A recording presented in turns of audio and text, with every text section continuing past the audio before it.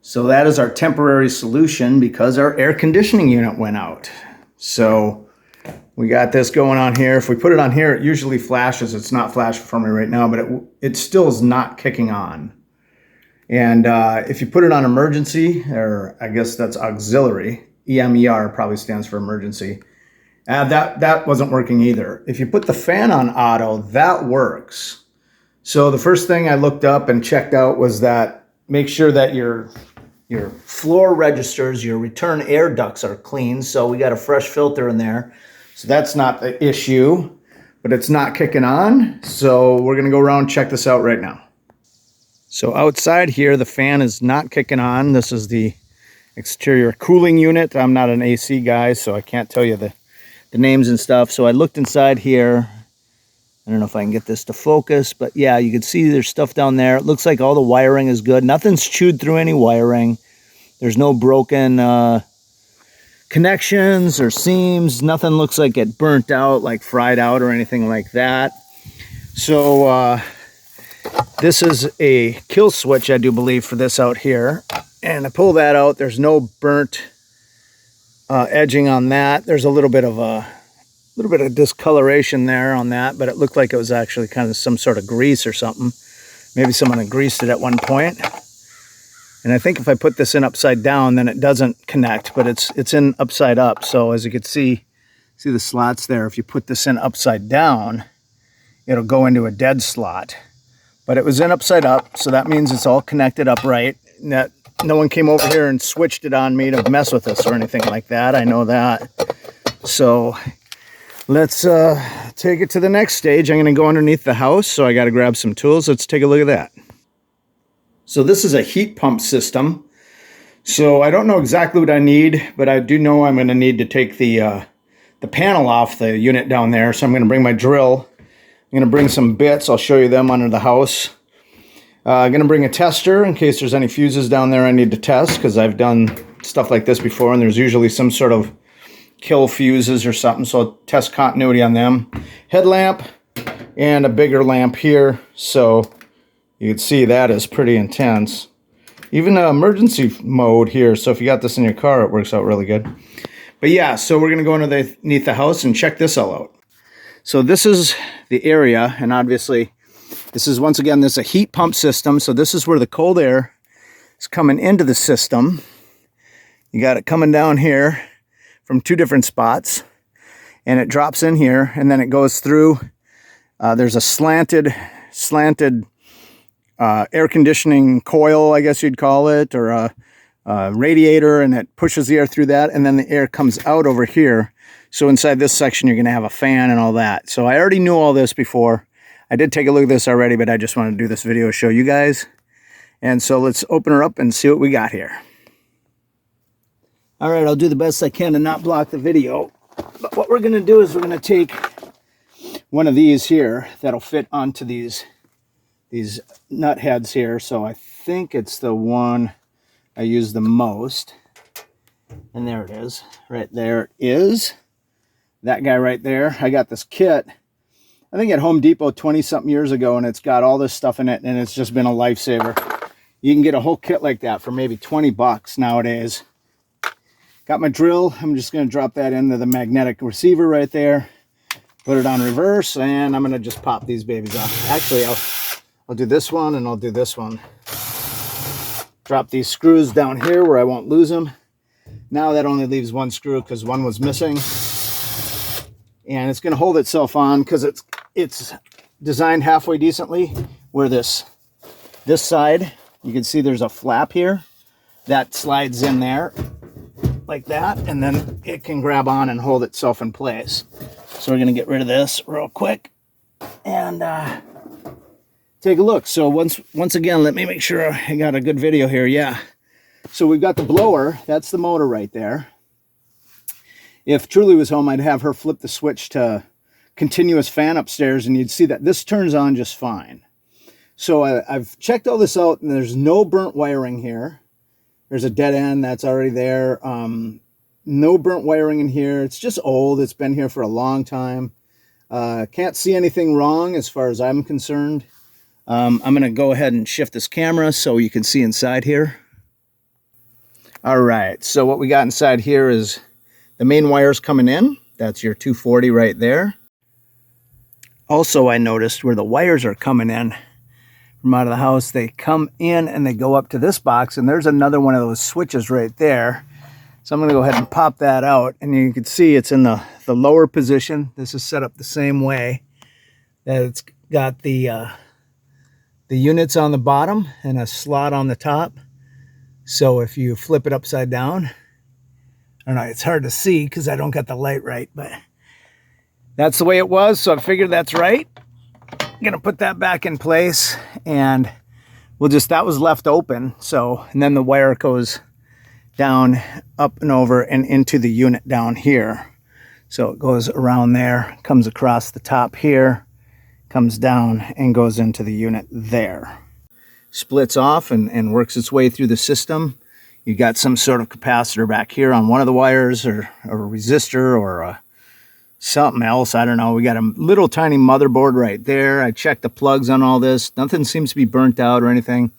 And then we've got this guy here. And so that's the fuse I was talking about. Most of this stuff has a fuse of sorts. It's not always an automotive fuse like that. So that's kind of nice that they put an automotive fuse. They put it so it's facing outwards, so you can just look at it and see that it's not burnt. But I'm going to go ahead and pop that off anyways. And we're going to do a little test on that.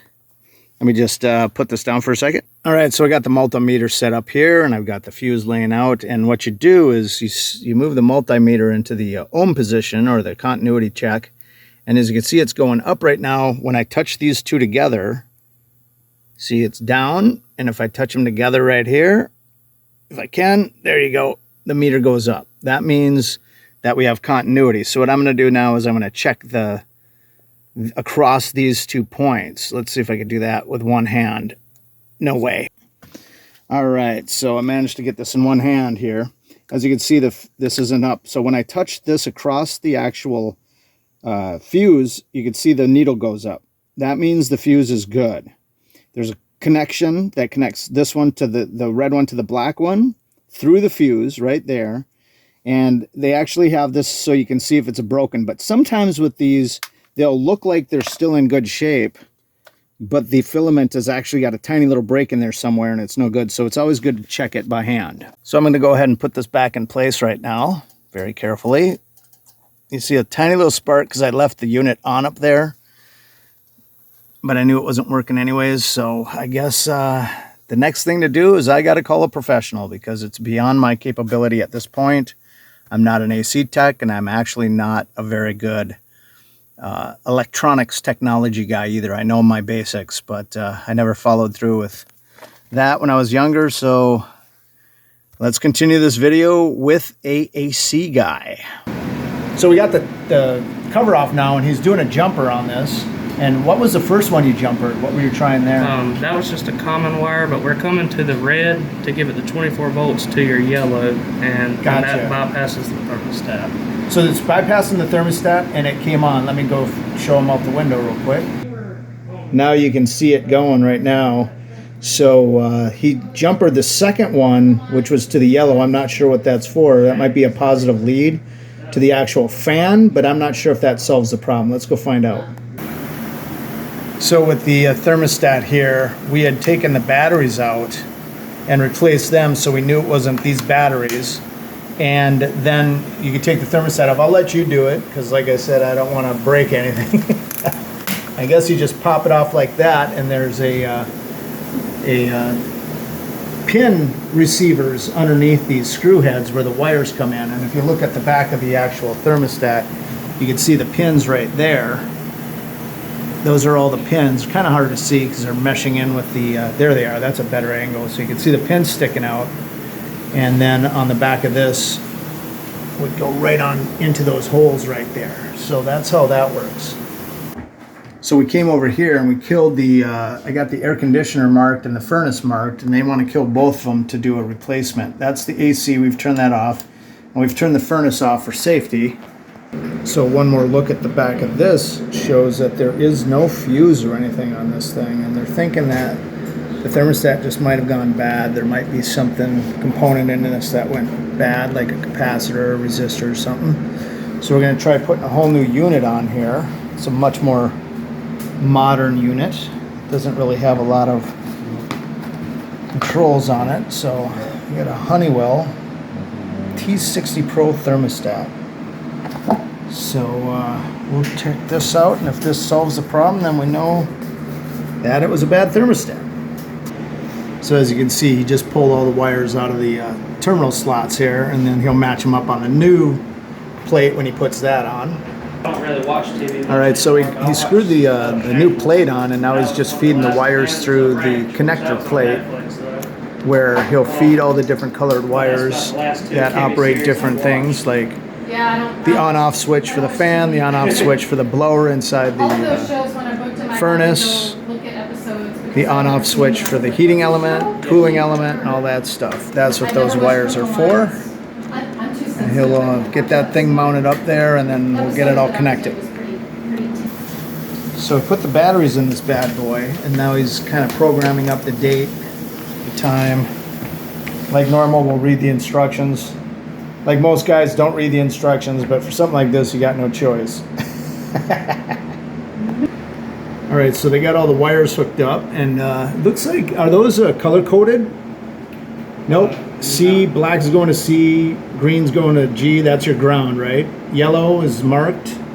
Some of these aren't marked properly, but you just know where they go from experience. That's obviously. your fan coil. That's your common wire. That's your hot wire. That's your heat coil. That's your reversing valve. And then that's your air coil. Gotcha. And it's the same on all of them. It's just some of them are marked color-coded to the wires and some aren't. So you just got to know which one's which going in, I guess, right? Yes, sir. All right, thank you, sir. And then it's got a little cover flap, which is nice, so it's not exposed when you first take the unit off. So now he's just going to come and pop that. Oh, that's nice. Just pops right on, nice and easy.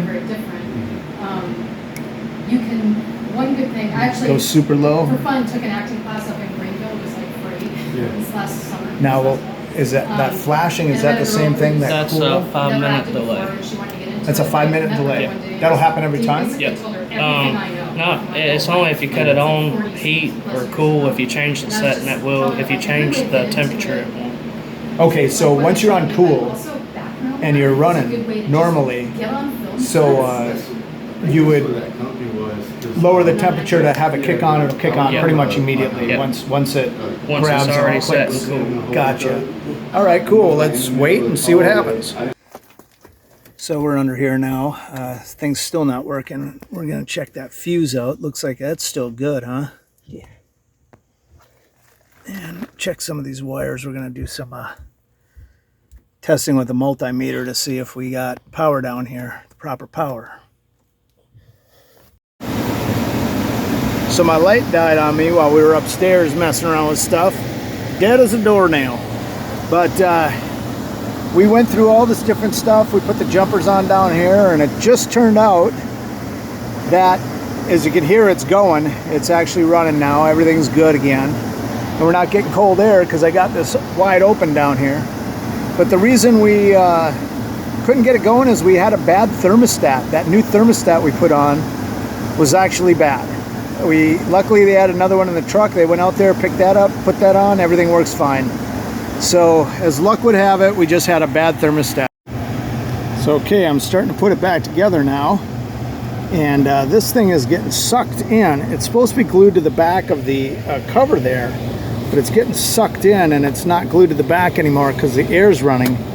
But that's good. I'm glad the air's running because I wouldn't have known that this thing was going to get sucked in like that. But I'm probably just going to end up waiting for the weather to get a little cooler so we don't need the AC on, and then I'll take this all apart, glue this back onto the back of the door here so it's set up for winterization for the heat.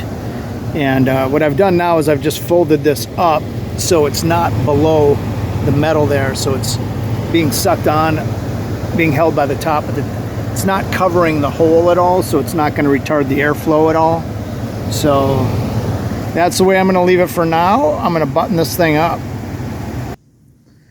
All right, so I buttoned that up like I showed you, and that's it.